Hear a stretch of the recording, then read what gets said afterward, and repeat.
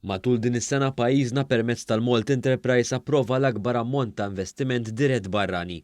Dan tennih il-Prim Ministru Robert Abela f'messaġġ f'konferenza tal-Ernst Young dwar il-kompetittività. While protecting our past success in increasing employment rates, we worked even harder to continue attracting direct investment.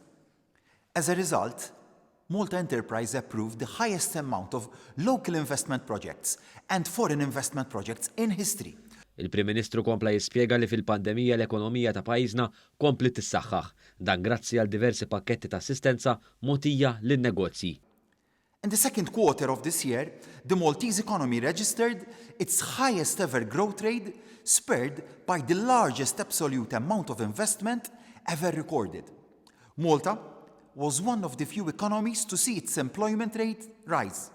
We currently have our lowest ever unemployment rate and the lowest ever percentage of our population at risk of poverty and social exclusion.